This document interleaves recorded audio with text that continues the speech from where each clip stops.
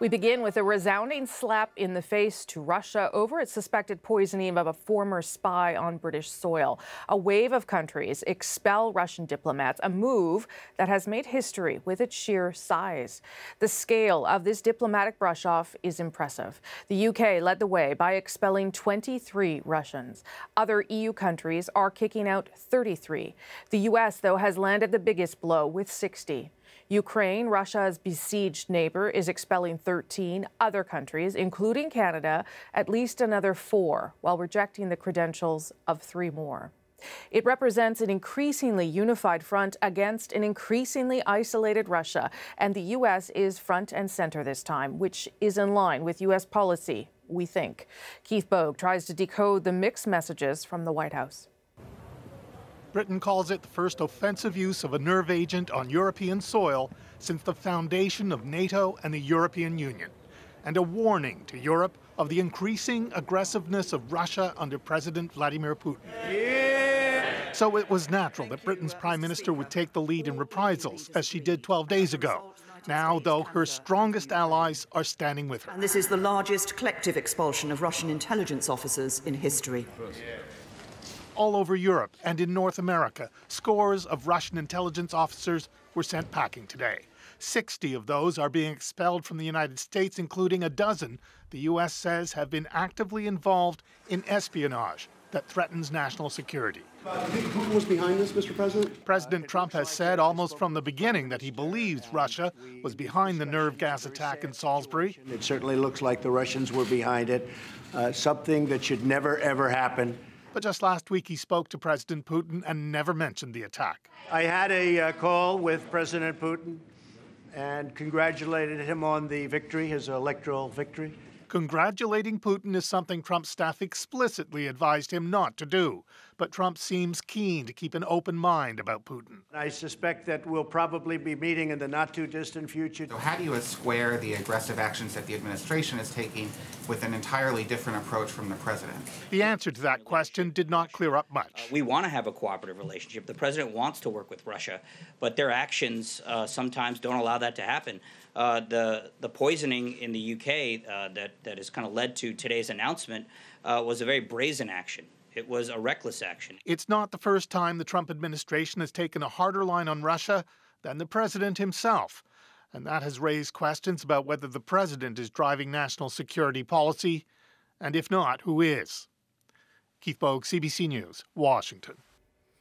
The Russians have called the move provocative and say they will respond.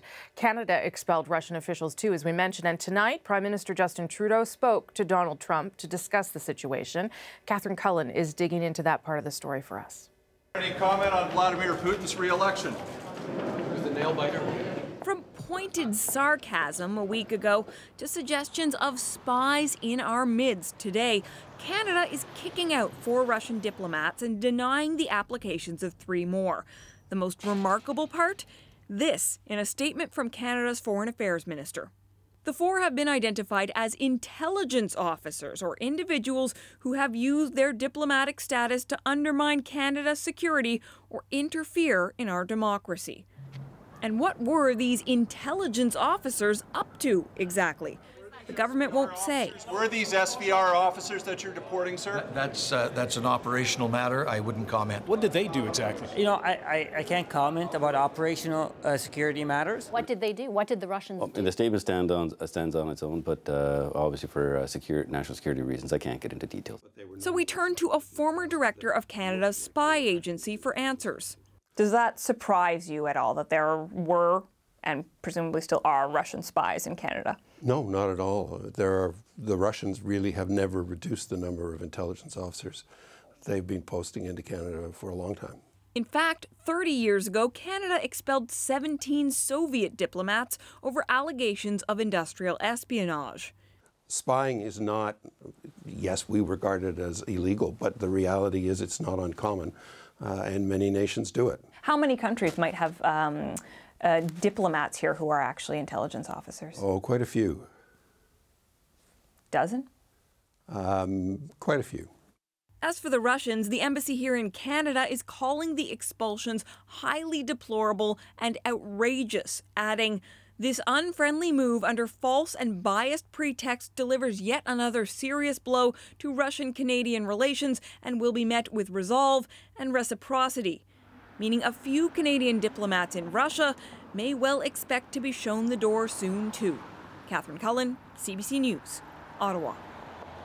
Now, the practice of expelling diplomats came of age in the Cold War, and at times it has seemed to spiral into a big game of tit for tat. Americans say they think there are too many spies in our United Nations mission. We can say that, in our opinion, there are too many spies in American embassy in Moscow. In 1986, the U.S. expelled 25 Soviet diplomats. Russia responded with 5 expulsions, and the U.S. fired back with another 55. This can take a toll on real diplomatic work. In 1985, when the U.K. was engaged in a similar back and forth, the British ambassador complained the Soviets were picking off his Russian-speaking staff. "Never engage in a pissing match with a skunk," he wrote. He possesses important natural advantages.